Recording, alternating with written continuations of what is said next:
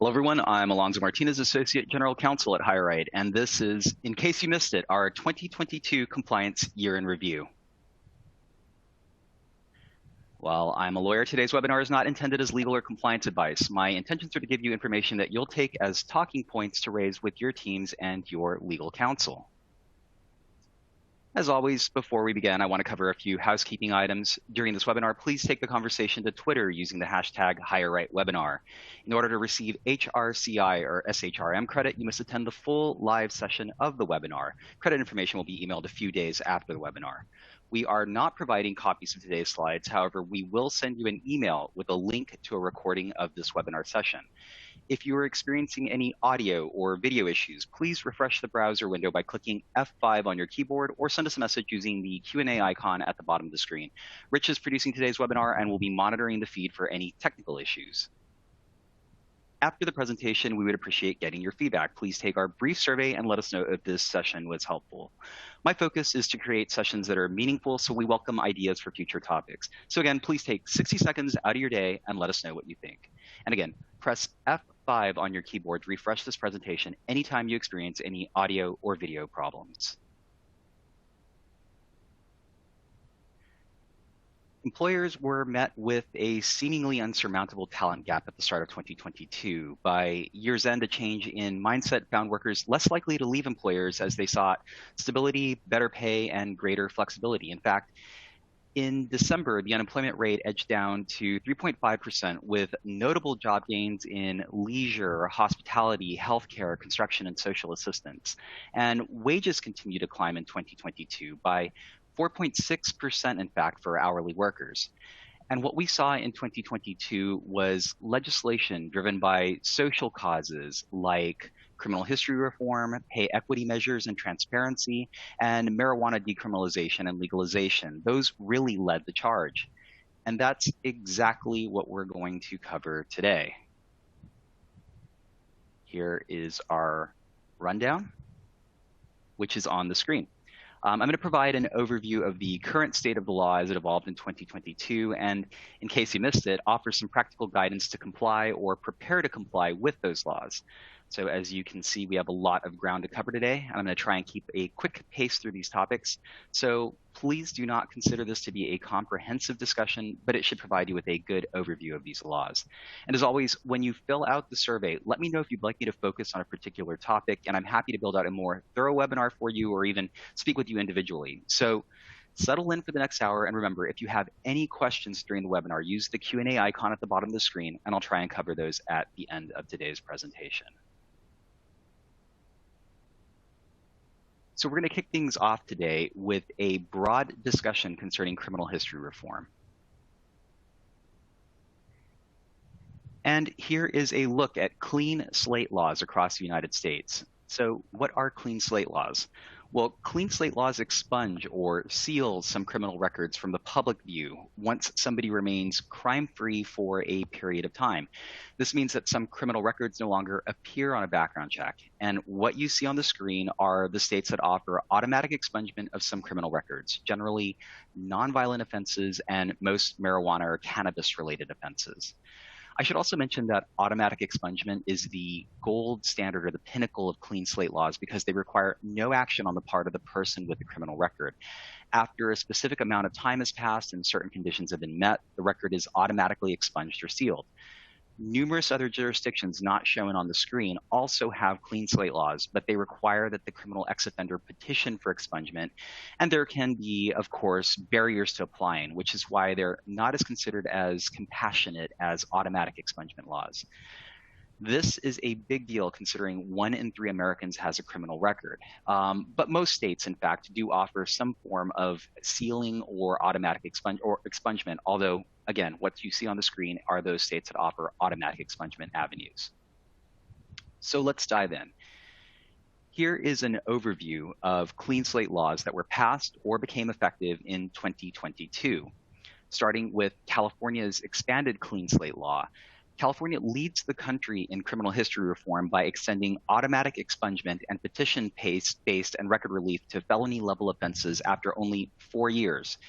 In California, automatic expungement becomes available for most defendants convicted of a felony on or after January 1st, 2005, if they've completed their sentence and have had and any remaining parole or probation terms and have not been convicted of a new felony offense for 4 years. So again, this is the fastest avenue to automatic expunction in the United States.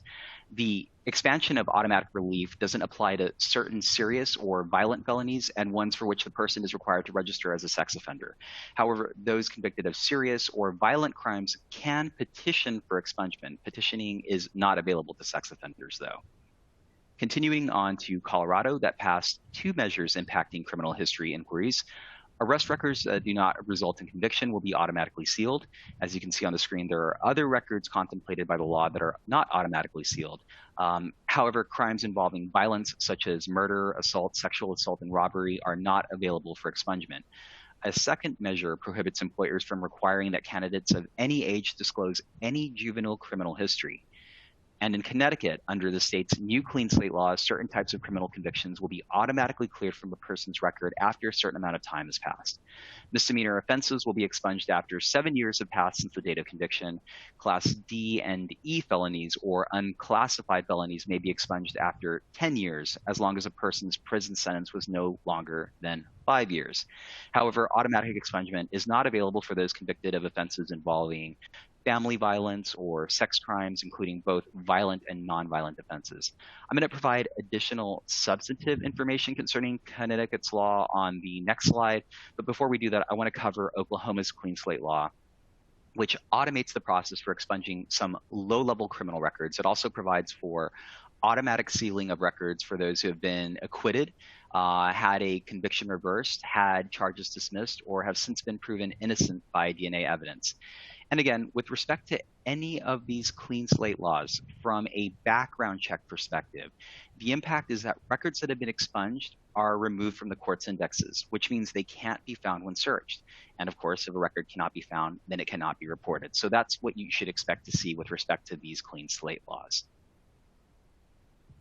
Now, what I want to do is circle back to Connecticut's clean slate law. That's what you see on the screen now. As I mentioned, the clean slate laws automatically expunges misdemeanors and low-level felony records, as you can see on the left side of the screen. And here's where you're going to want to take action. If you require candidates or employees to self-disclose their criminal history, you're going to need to provide them with a notice that includes the text that's on the right side of the screen. So again, it's incumbent that you review and revise your self-disclosure notice if you ask candidates in Connecticut to self-disclose their criminal history. And that's the language on the right-hand side of the screen that you'll want to include within your criminal history notice. Now, I would be remiss if I didn't cover ban-the-box and fair chance laws. Here is a look at the landscape of ban-the-box jurisdictions impacting private employers at the state and local levels. In all 39 of the jurisdictions that you see on the screen, you can't ask the "have you ever been convicted of a crime" question until some later time in the hiring process. In the 19 jurisdictions you see in the red text, the ban-the-box measure applies to any form of work for monetary gain. So if you pay someone to do a job, then they're subject to the ban-the-box measure. That would include not only your traditional employees, but also contractors. Again, that's what you see in red text on the screen. And if you've attended my other webinars, you know that I always say not all ban-the-box laws are created equal. In all ban-the-box jurisdictions, you generally can't ask a candidate if they've ever been convicted of a crime during the initial application or request a criminal background check. Those are the jurisdictions in the gray standard box. But then there's also some jurisdictions that require special handling.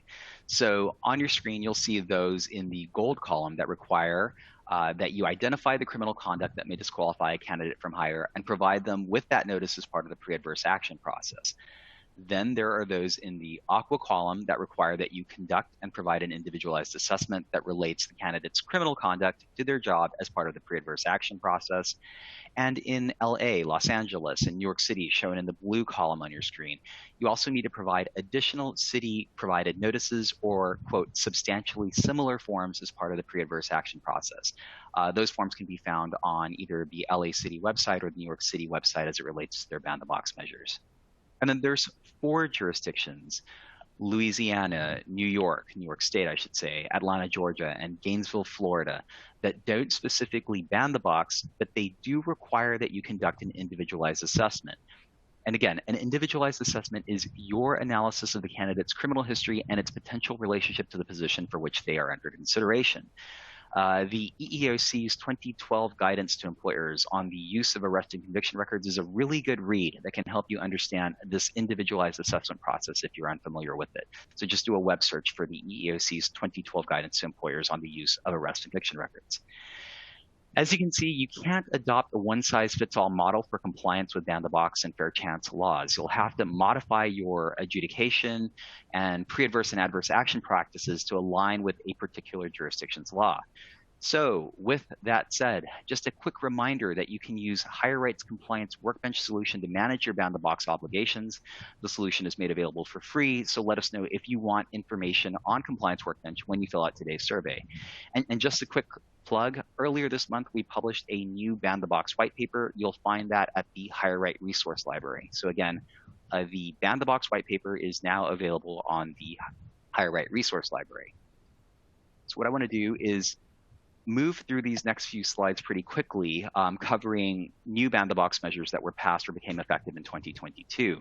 So in December, Atlanta passed a law that prohibits discrimination of an individual based on their criminal history status. So this is not a ban-the-box law per se, in that it does not expressly limit the timing of an employer's inquiry into an applicant's criminal history. It doesn't, for instance, require that you wait until after a conditional offer of employment.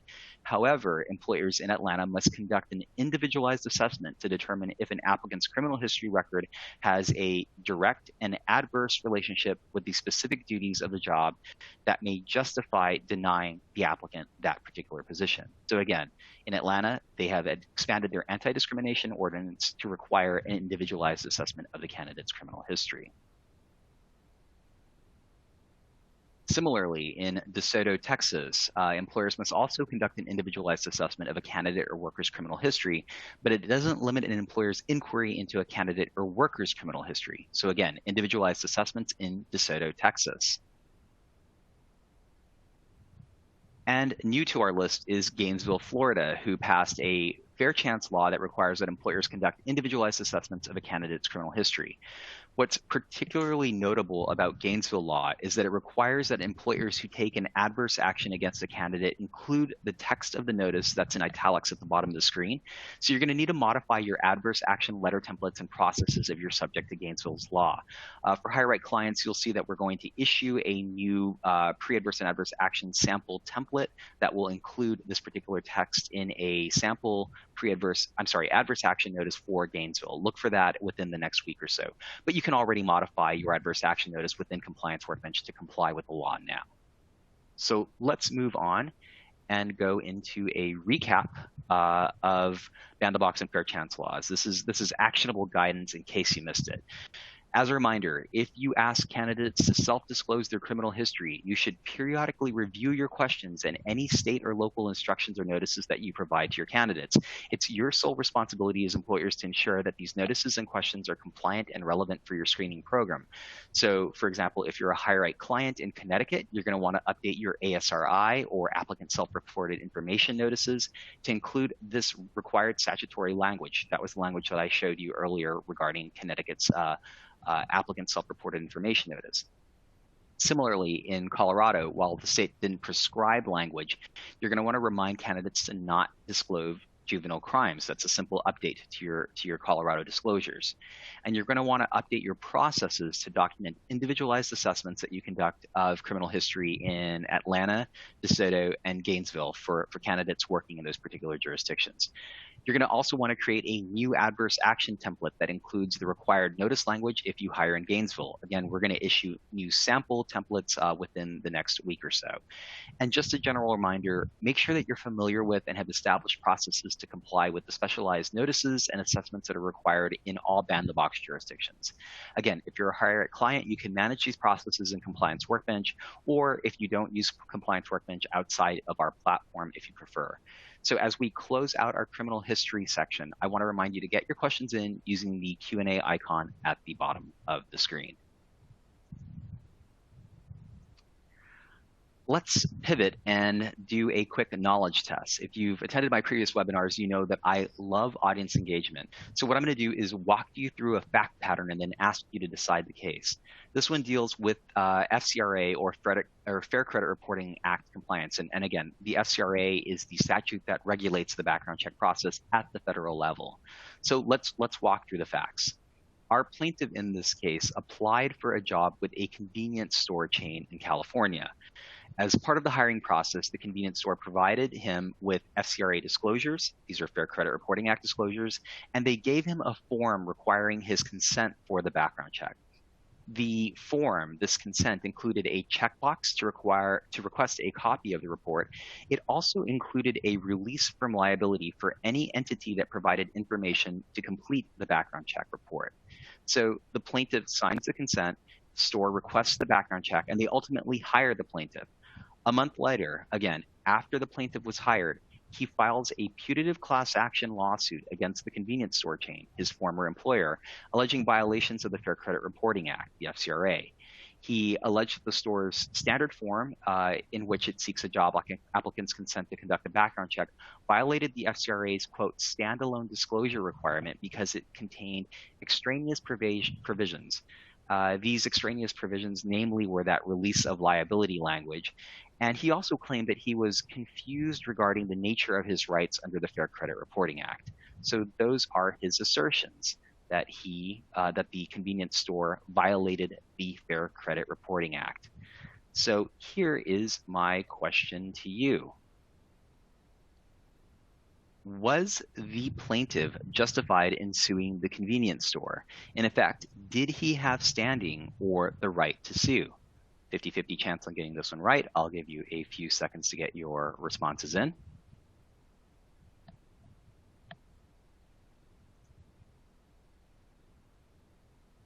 All right, and here are our results. So the majority of you find that he was justified in suing the convenience store because his FCRA rights, his Fair Credit Reporting Act rights, were violated. And here is the court's decision. So on appeal, the court affirmed that the plaintiff had not suffered a sufficient concrete or particularized injury to have standing to sue the convenience store. So this was actually a dismissed case in favor, in this case, of the plaintiff. Let's unpack this a little bit. So the plaintiff asserted that in order to sue under state law, California state law, he only had to identify the proper party in which to sue, the convenience store. And the court disagreed with this logic. They found that bringing a suit in the real party's interest, in the real party interest name, is necessary. You have to identify that party, but it's not sufficient for standing. It's not enough to go ahead and cross the finish line in order to sue the convenience store. The court also rejected the plaintiff's argument that in California, that the state has blanketly allowed plaintiffs to sue without alleging a concrete injury, noting that the Fair Credit Reporting Act does not confer public interest standing. So there's just not enough to blanketly allow a plaintiff to sue without a concrete injury as part of their allegations. And finally, the court rejected the plaintiff's argument that an uninjured plaintiff can obtain statutory penalties for an FCRA violation. The court found that an FCRA plaintiff can recover damages only if he's injured. So that's really the crux of this case, this requirement that in order to have standing to sue for an alleged FCRA violation, a plaintiff must actually be injured. They must demonstrate some sort of concrete injury in California.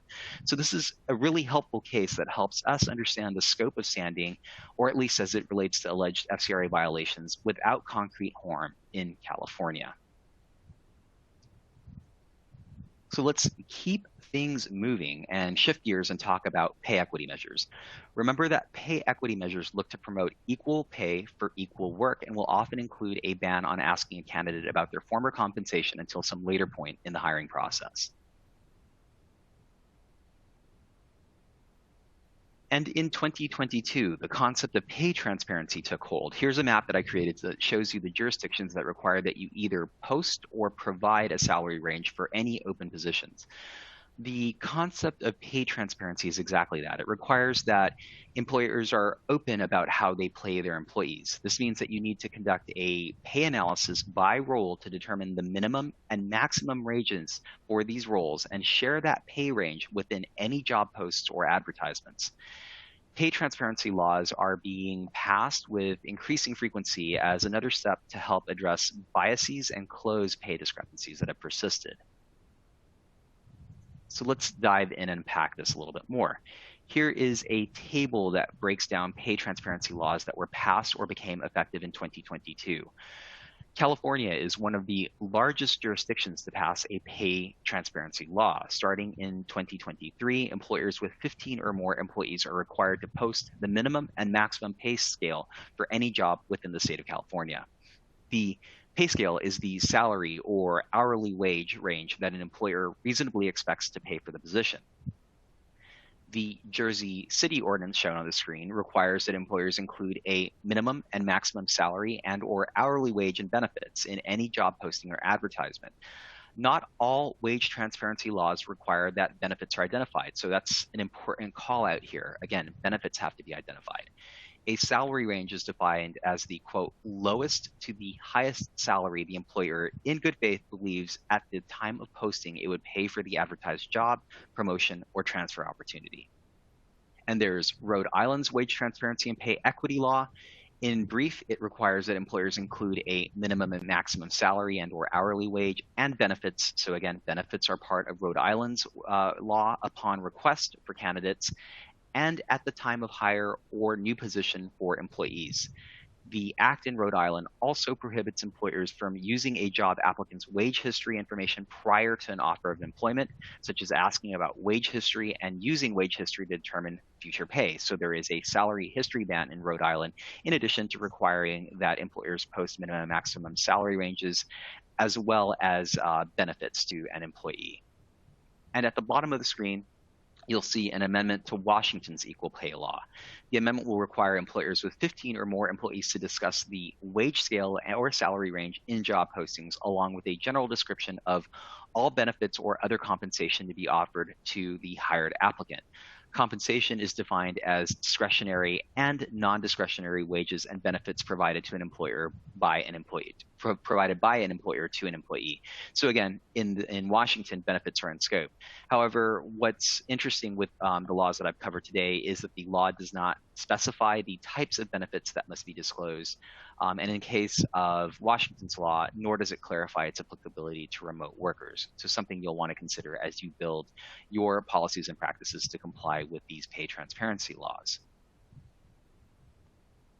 I also want to cover a flurry of wage transparency in New York. So let me start by saying that all of the measures on the screen note that an employer or their agents cannot advertise a job, promotion, or transfer opportunity without disclosing the compensation or range of compensation for a position.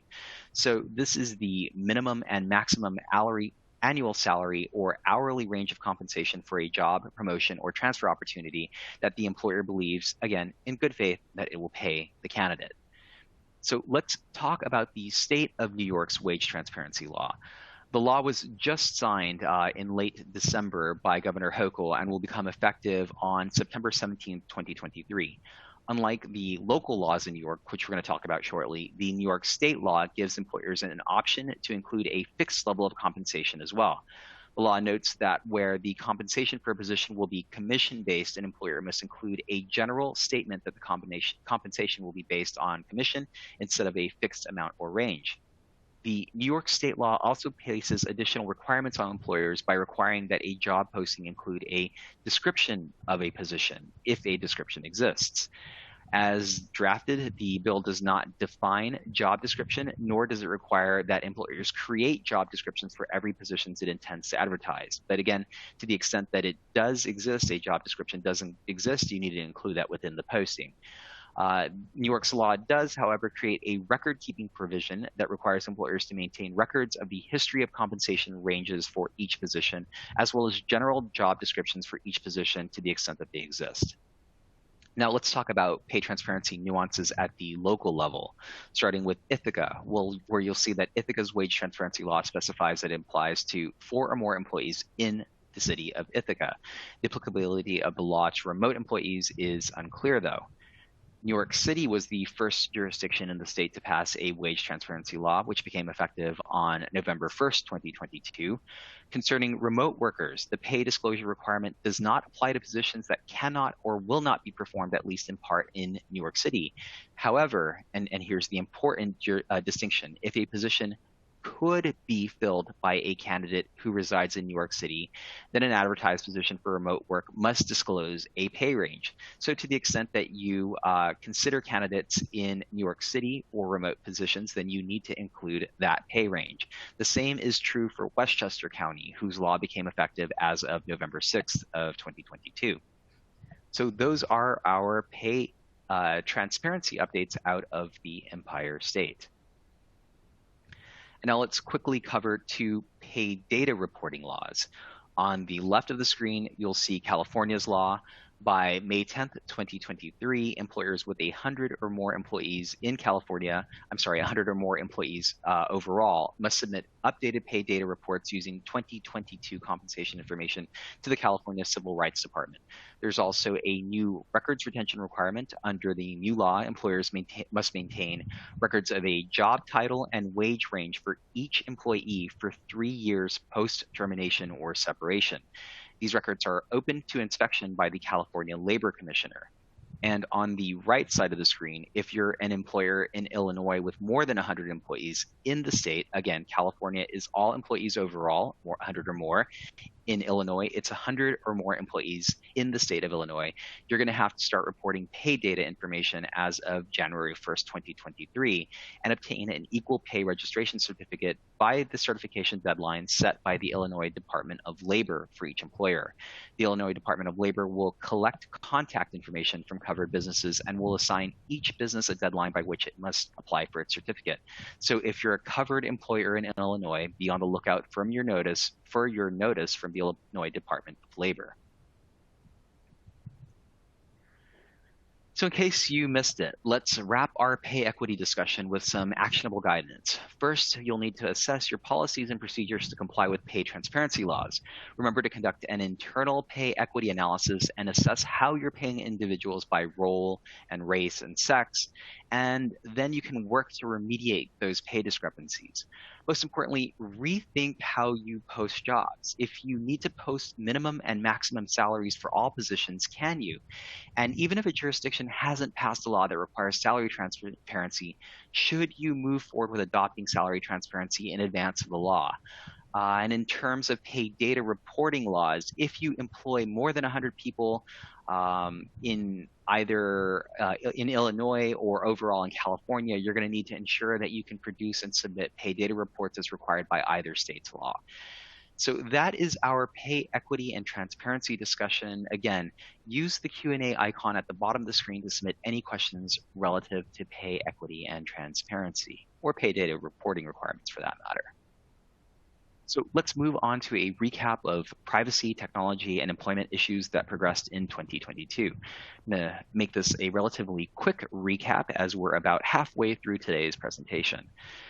Starting with an overview of state privacy legislation, here is a recap of privacy laws in the United States.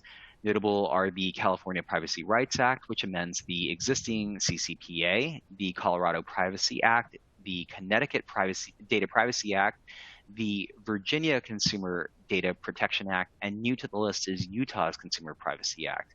The important takeaways are that each of these laws basically require that individuals are notified concerning the collection, use, and retention of their data and given some control over their data. Now, here is the good news. Each law contains an exception for activities conducted in compliance with the Fair Credit Reporting Act, the FCRA, which means that background checks are out of scope for compliance with all of these state privacy laws. So again, any data collected for the purpose of processing the background check request is outside of the scope for each of the privacy laws you see on the screen because of the existing FCRA compliance requirements. With that said, I wanted to offer a little bit of a compare and contrast. I often get asked about the applicability of the California Privacy Rights Act and its compliance requirements concerning employee data. Well, as you can see on the left side of the screen, employee data collected for purposes other than the background check, such as part of the talent selection process or within performance reviews, for example, is subject to the scope of California's law. And as you can see, the rights afforded to the data subject, your candidate or your employee, those are listed at the bottom of the screen. In contrast, I've included details from Colorado's law on the right side of the screen. It's similar to other state data privacy laws. Colorado's law expressly states that employee data is not in scope of that state's law, nor is employee data in scope of the laws of of Connecticut, Utah, or Virginia. So again, to clarify, in California, you'll need to be able to provide your candidates and employees with access to their data along with other rights. No such rights are afforded to candidates or employees in other states. And here is an overview of the current state of tech and employment laws. Illinois has its Artificial Intelligence Video Interview Act, which requires that you provide notice and receive consent before conducting a video interview that includes artificial intelligence. Its Biometric Information Privacy Act also requires notice and consent before you collect any biometric information. So that would include fingerprints or face or voice scans. Similarly, Maryland requires notice and consent anytime facial recognition technology is used. So think about video interviews. And Baltimore outright bans the use of facial surveillance technology for anything other than access control. So again, video interviews that use facial surveillance technology could be banned in Baltimore. The first 4 bullets reflect the existing laws that have been in place for some time, but new to our list is number 5 on the list, which is New York City's new artificial intelligence law that we're going to cover next. New York City's new law prohibits employers from using automated employment decision tools, AEDTs, to screen candidates or employees unless a bias audit has been conducted prior to deploying the AI solution. An automated employment decision tool is basically any tool that supplements or replaces human decision-making that affects an individual's employment. This definition is relatively broad, so in practical terms, it could in theory include any statistical analysis that you've done to develop your adjudication policies or candidate selection processes. So just some food for thought there. Because of this broad definition of AEDTs, there may be compliance requirements upon your organization. So you'll need to undergo an annual bias audit conducted by an auditor and publish that information to your website. There's also a notice requirement that you have to provide notice to the candidate 10 days prior to before the use of an AI solution that's used as part of the hiring process. So the New York City the New York City Department of Consumer and Worker Protection, the DCWP, recently proposed clarifying rules, and that's what I want to cover, which is here on the screen. The proposed rules provide clarity on gaps within the New York City AI law. So here's a quick summary of the proposed rules. First, they would define and limit the scope of substantially assist or replace. They would change that suitability standard of automated employment decision tools, making it clear that AEDTs are covered under the law where it's used as a dispositive decision criteria, or to modify a conclusion derived from other factors, including human decision makings. They would also clarify that a candidate for employment means an individual who has applied for a specific employment position, not just general interest in employment. The proposed rules also add detail concerning the structure and content of the bias audit required by the law. Basically, employers would be required to calculate the selection rate of an AI tool based on the race, ethnicity, and gender, and the, quote, impact ratio of a tool's operation on these categories. The rules would also expand the content of the audit summary that employers would be required to publish. This summary would include the requirement that the selection rate and impact ratio of the AI tool be included, and the rules would provide alternatives for complying with this notice requirement of the law, including by way of mail or email, or notice on the careers section of employer's website, or via a notice that's included on the job listing. Again, this 10-day notice provision is a little onerous, so looking for ways to simplify the notice requirement. Because of the high volume of public comments in the September meeting, A second public hearing will be held in just a few days on January 23rd.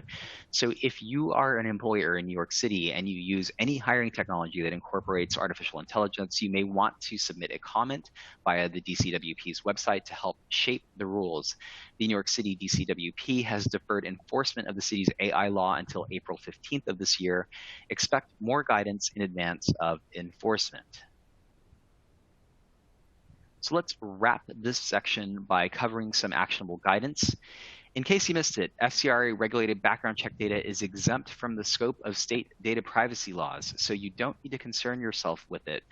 For example, many employers often seek data protection agreements with your background check vendors, not necessary because of this FCRA exemption. However, if you operate in California, you will need to assess your ability to comply with the state's privacy law as it relates to other employee data. For example, the personally identifiable data that you collect as part of the application or interview process. Additionally, you'll want to ensure that you're transparent concerning your use of artificial intelligence. For example, when using AI solutions that automatically filter out resumes. And if you operate in New York City, look for guidance from the city in the next couple of months in advance of the city's enforcement of their AI law, which again is going into effect or will be enforced in April of this year. So let's pivot and talk about cannabis reform. In today's discussion, you're going to hear me use the terms cannabis and marijuana interchangeably. They are the same thing. Again, cannabis and marijuana. And to the extent that I discuss THC relative to cannabis or marijuana, I'm talking about the exact same thing. So please don't let that confuse you. In terms of legislation, there were a considerable number of developments in this area in 2022, which we'll go ahead and dive into now. So here is our medical cannabis map available at the resource library and in our cannabis ebook. Looking at your screen, you'll see states in blue where accommodation is likely not required, states in aqua where anti-discrimination measures are in place and where accommodation is required, and states in yellow where the regulation is silent. And the other states on the screen, those in white, have not yet passed a medical cannabis law. When I talk about cannabis accommodation, I mean that in certain states, you cannot discriminate against an individual just because they're a lawful cannabis user.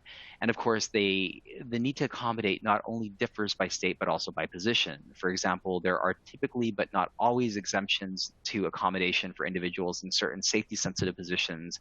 And there are always exceptions for those in DOT regulated positions. And you'll see Philadelphia identified by the orange dot. Pennsylvania has had a medical marijuana law, and in Philadelphia, marijuana testing is banned for most positions. So just a reminder to ensure that you're not testing most workers in Philly for marijuana. I also often get asked about states that have passed laws for that allow for low-level consumption of marijuana for medicinal purposes, Texas, for example. I don't include these on the map only because they do not have comprehensive medical marijuana laws. There are not broader exceptions made available or broader protections for medical marijuana users. So that's why you don't see Texas, for example, on this particular map, because it does not have a comprehensive medical marijuana law. So let's move on and talk about new or amended medical marijuana laws that took hold in 2022. I'm going to focus on highlights here. One change to South Dakota's medical marijuana law, and that's SB 5. That provides broad protections for employers concerning medical marijuana use in the workplace. As you can see on the screen, as of July 1st, SB 5 clarifies that employers are not required to accommodate the use of medical cannabis or marijuana in the workplace. And as we already mentioned, Philadelphia banned pre-employment marijuana testing. So all marijuana testing is banned at the pre-employment level. For good measure, let's take a step back and talk about the state of medical marijuana law in Pennsylvania. While the state's law does not ban testing, it does prohibit employers from adversely affecting the employment of a lawful medical marijuana user. Further, case law in Pennsylvania tells us that a lawful medical marijuana user can sue an employer for violation of the state's law. So again, you're going to need to reasonably accommodate medical marijuana use in Pennsylvania. With that said, there are exceptions for certain regulated jobs, such as DOT regulated positions, as well as other safety sensitive jobs as defined in the statute. but you cannot test for most positions. You cannot test for marijuana for most positions in Philadelphia. Moving on, here is our recreational marijuana or cannabis map. This is where there was a lot of action in 2022. As you can see on the screen, all states and cities in aqua, blue, or purple have legalized recreational cannabis, also known as adult use legalization. You often hear that. Adult use of marijuana or recreational marijuana, those are the same things. So while locations in aqua have no impact on employers, those jurisdictions shown in blue or purple are different. Those jurisdictions shown in purple allow for pre-employment testing for cannabis, but the statutes say that an employer cannot impact employment due to a positive test for THC, for marijuana. And New York State has prohibited pre-employment testing for cannabis, period. You might remember that New York City started this trend, but now we have all of New York State prohibiting marijuana testing. Much like Philadelphia, that bears repeating, unless an exception exists, you cannot test for cannabis, you cannot test for marijuana for any cannabis candidate in the state of New York. So again, please make sure that you've aligned your drug testing panels accordingly. This isn't something that's automatically done for you. We don't just remove marijuana for you. So you'll have to talk to your drug testing vendors, talk to your background check vendors, and take action.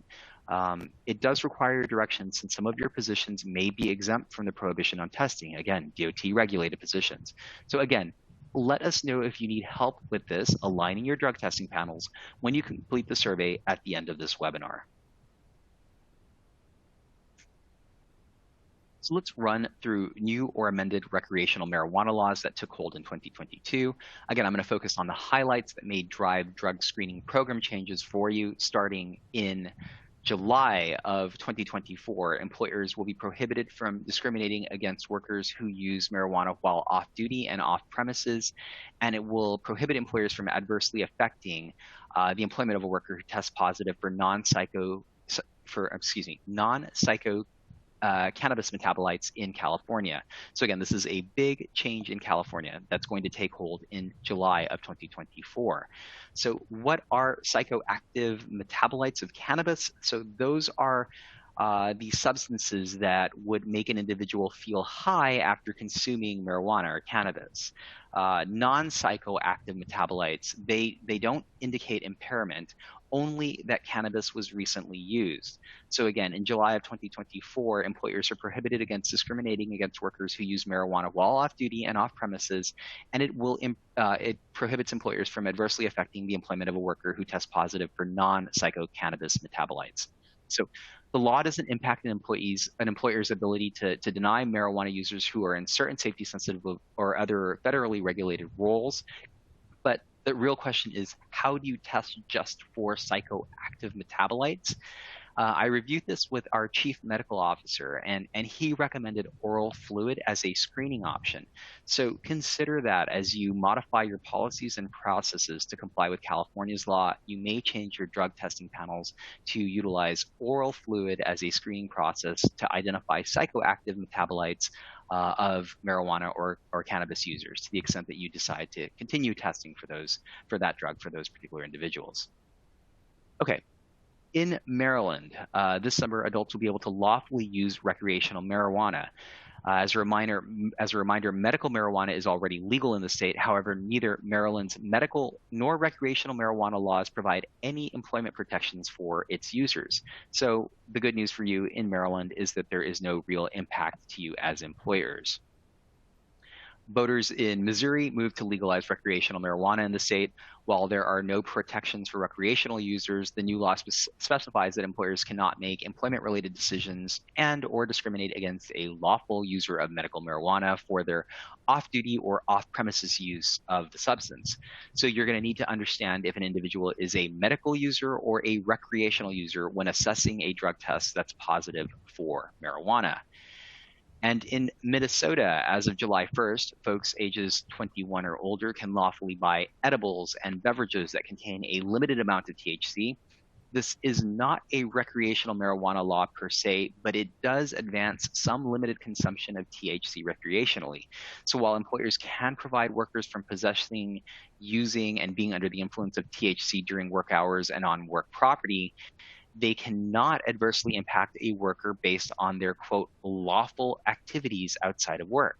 So here is another law where you're going to need to first assess impairment before disqualifying or disciplining someone based on a test that's positive for marijuana alone, because again, an individual in Minnesota can lawfully use edibles, they can lawfully consume edibles or beverages that contain a limited amount of THC. So impairment is going to be critical when assessing whether or not to affect somebody's employment in Minnesota.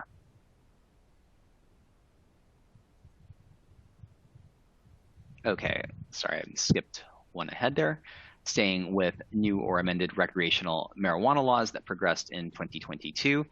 In Montana, the state's lawful off-duty conduct statute was amended to include marijuana as a lawful product. Montana is one of the few states that considers marijuana use as a protected lawful activity, very similar to what we just discussed in Minnesota.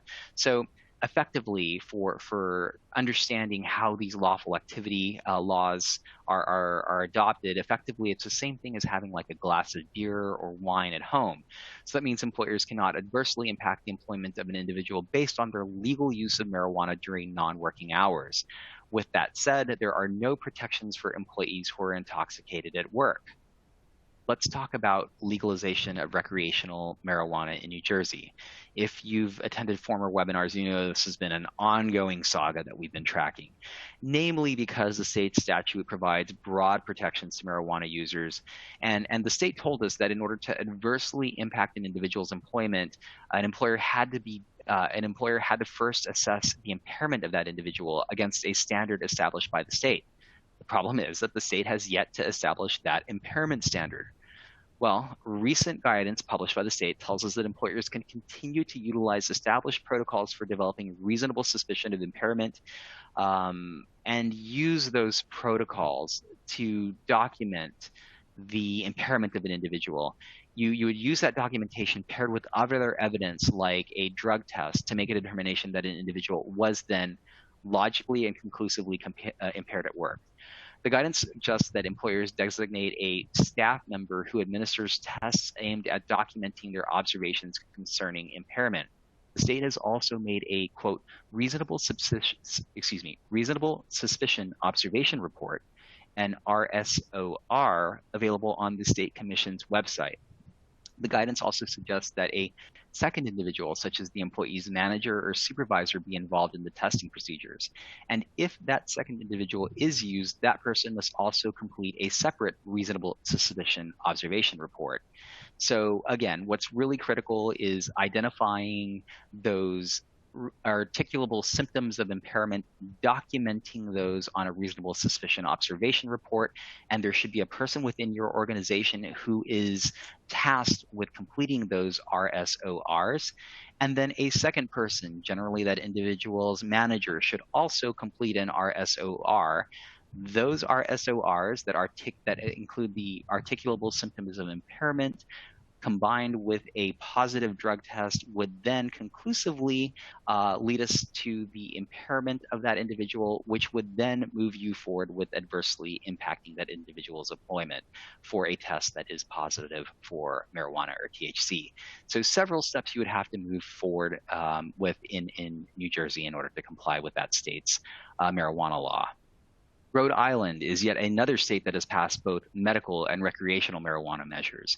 What's pertinent is that employers cannot impact a recreational user based on a positive test alone. There has to be evidence of impairment, and lawful medical users must be reasonably accommodated by employers.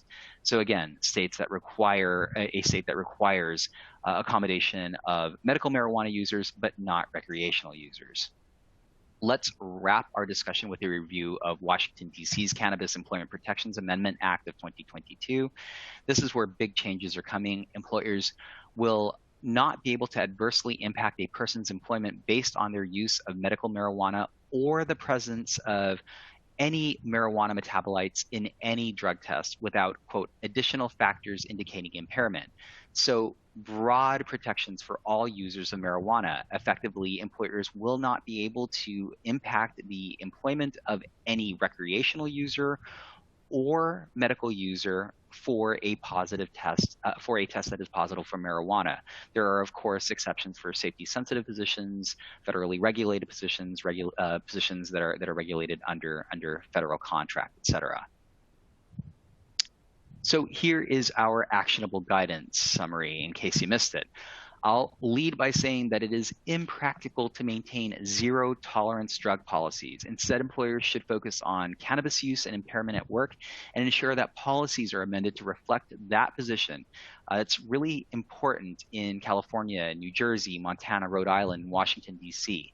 It's also really important to adjust your policies and practices so that if a drug test is positive for marijuana, you understand whether the individual is a medical user or a recreational user. In some cases, you may have to accommodate the medical use of marijuana, but not recreational use. That's what we just talked about in Rhode Island, for example. And in some jurisdictions like New York, you have to accommodate all marijuana use, period, unless they're subject to an exemption. Finally, remember to revise your drug testing panels to exclude marijuana where required for most jobs. Again, this isn't something that your drug testing provider, your background check provider is going to do for you because they do not know if a candidate that you're considering may work in a position where marijuana testing is required. So again, this is your responsibility to update those drug testing panels. So let us know if you need help adjusting your drug testing panels when you complete the survey at the end of today's webinar. And just to reiterate, any jurisdiction that has passed a law legalizing marijuana either for medical or recreational use always exempts DOT regulated positions serving a federal contract or subject to federal funding, and in many cases, safety sensitive positions as defined by that jurisdiction's statute. So that is everything I have on cannabis. I hope to have cleared some of the haze, and if not, get your questions in using the Q&A icon at the bottom of the screen.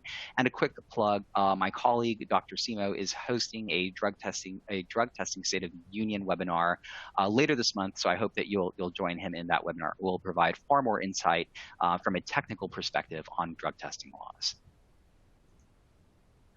So now let's fly through a few updates concerning the I-9 process, starting with a quick reminder that if you accepted List B documents that were expired, these are documents that would establish a person's identity. And if you accepted those between May 1st, 2020 and April 30th, 2022, you should have corrected those I-9s by July 31st, 2022.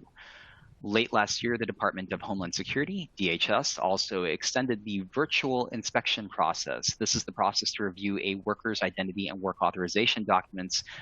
They provided that virtual process, or they have been providing that virtual process as a result of the pandemic. They have extended that virtual inspection process through July of 2023. And in the third quarter, DHS invited public comments on a notice of proposed rulemaking, which would create a framework that would permit alternatives to the current requirement that employers or their authorized representatives physically examine a worker's documentation when completing an I-9. So what that means is that the virtual remote process for completing I-9s could potentially be a permanent solution by DHS. That would be a huge win, I think, for all of us. And finally, lawful permanent residents may present a receipt notice that extends their permanent resident cards for an additional 24 months from the expiration of their green card. So that is a win for individuals who have, for LPRs that have expired green cards. So in summary, in case you missed it, the virtual I-9 process is ongoing through July 30 through July.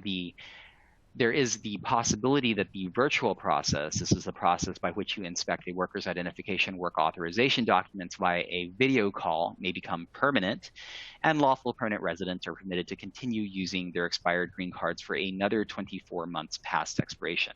I should also mention that if you are a HireRight customer, let us know if you need help navigating the I-9 corrections process when you complete the survey concerning those expired List B documents that we talked about a little bit earlier. So here is a quick plug as you get your questions in for our Q&A session. We have several outlets of information for you to consume. If something piqued your interest, check out our resource library, our blog, and my Forbes articles to learn more. In addition, like I mentioned, Dr. Simo's drug testing State of the Union webinar is coming up shortly, so that might be something that you may consider registering for. So I have time for just a few questions now. And all of the questions that we received today will be consolidated and turned into a blog post that you can find on the HireRight blog in a few weeks. This is our Q&A blog. So if I don't get to your question today, and if it's pressing, please let me know when you complete the survey and I'll get back to you more quickly. Otherwise, look for our blog post. So with that, let's dive into some of our questions. So several questions concerning the fair chance measures or anti-discrimination measures in both Atlanta and in Gainesville, Florida. So again, to clarify, in Atlanta and Gainesville, Florida, neither state has passed I'm sorry, in Atlanta specifically, Atlanta has not passed a ban the box ordinance in that it does not restrict when an employer can inquire into an individual's criminal history. So for example, in Atlanta, you're not required to wait until after a conditional offer of employment to inquire into that individual's criminal history. You can ask them earlier in the process. However, Atlanta does require that you conduct an individualized assessment of that person's criminal history prior to adversely affecting their employment. So let's say, for instance, you get a background report for a worker in Atlanta. That background report includes criminal information. You would then need to conduct an individualized assessment of that individual's criminal history. So you would need to look at the recency of that criminal conduct, its relationship to the job that they're going to perform, any evidence of rehabilitation. You would document that individualized assessment. You don't necessarily need to provide it to the candidate, although you could certainly choose to do so. And to the extent that you see a rational relationship between that individual's criminal history and the position to which they've applied, then you would move forward with your pre-adverse and adverse action process. Gainesville, Florida. Gainesville, Florida, the change there is that not only do they require that you conduct an individualized assessment of an individual's criminal history, again, you don't have to provide that individualized assessment to the candidate, although you could choose to do so. However, here's the big takeaway. If you are sending out a pre-adverse and adverse action notice, the adverse action notice needs to be modified to include certain text which is prescribed by that city's ordinance. The text basically informs the individual of their rights under the city's ordinance in the body of the adverse action notice. Again, from a HireRight perspective, we are in the process of updating our sample templates now, and we'll provide those to our clients shortly. But in the interim, you can absolutely update your templates within Compliance Workbench now to include that required adverse action notice. Or to the extent that you do not use Compliance Workbench, you can modify your letters and supply them outside of our platform now in order to comply with Atlanta's requirements. So again, those are the updates out of Gainesville and Atlanta. Thank you for that question. Let's see.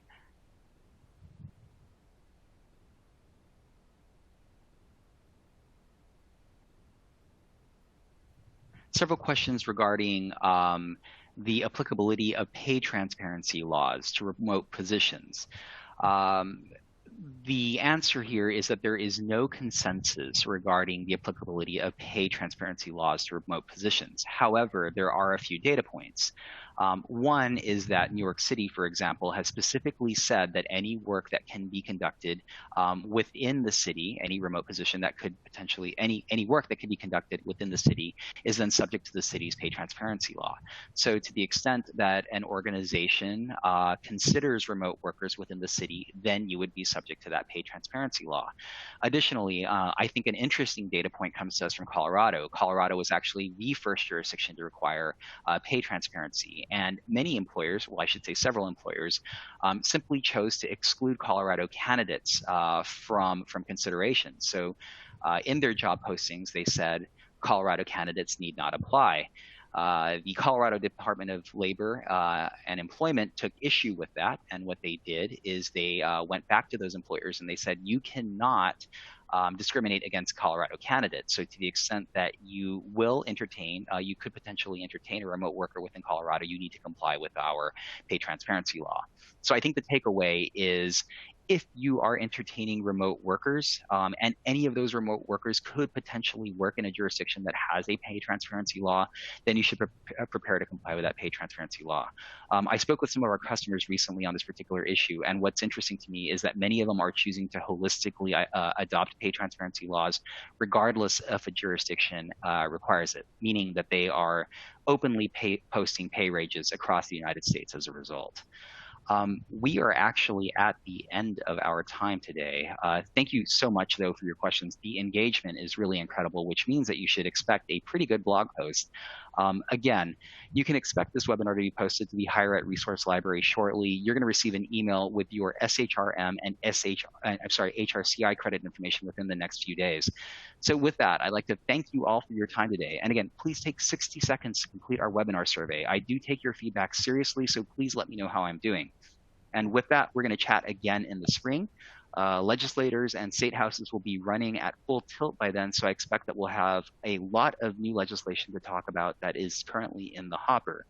So thanks again for spending a portion of your day with me, and we will meet again in the spring.